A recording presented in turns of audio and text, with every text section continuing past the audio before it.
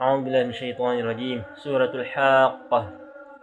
بسم الله الرحمن الرحيم. الحاقة. ما الحاقة؟ وما أدراك ما الحاقة؟ كذبت ثمود وعاد بالقارعة. فأما ثمود فأهلكوا بالطاغية، وأما عاد فأهلكوا بريح صرصر عاتية سخرها عليهم 7 ليال و8 أيام حسوما، فترى القوم فيها صرعى كأنهم أعجاز نخل خاوية، فهل ترى لهم من باقية؟ وجاء فرعون ومن قبله والمؤتفكات بالخاطئة فعصوا رسول ربهم فأخذهم أخذة رابية. إنا لما طغى الماء حملناكم في الجارية لنجعلها لكم تذكرة وتعيها أذن واعية. فإذا نفخ في الصور نفخة واحدة وحملت الأرض والجبال فدكتا دكة واحدة، فيومئذ وقعت الواقعة وانشقت السماء فهي يومئذ واهية، والملك على أرجائها ويحمل عرش ربك فوقهم يومئذ 8. يومئذ تعرضون لا تخفى منكم خافية.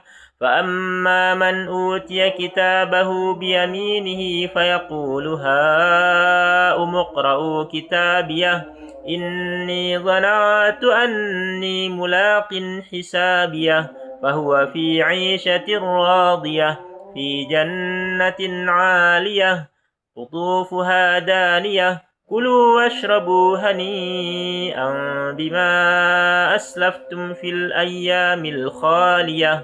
وأما من أوتي كتابه بشماله فيقول يا ليتني لم أوت كتابيه ولم أدر ما حسابيه، يا ليتها كانت القاضية ما أغنى عني ماليه هلك عني سلطانيه. خذوه فغلوه ثم الجحيم صلوه ثم في سلسلة ذرعها 70 ذراعا فاسلكوه إنه كان لا يؤمن بالله العظيم ولا يحض على طعام المسكين، فليس له اليوم هاهنا حميم ولا طعام إلا من غسلين لا يأكله إلا الخاطئون.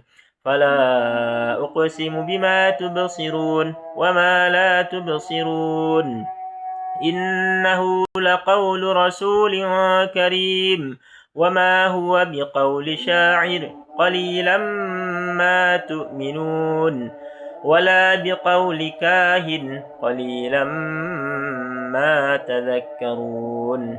تنزيل من رب العالمين. ولو تقول علينا بعض الأقاويل لأخذنا منه باليمين ثم لقطعنا منه الوتين، فما منكم من أحد عنه حاجزين. وإنه لتذكرة للمتقين وإنا لنعلم أن منكم مكذبين وإنه لحسرة على الكافرين وإنه لحق اليقين. فسبح باسم ربك العظيم. سبحان ربي العظيم. صدق الله العظيم.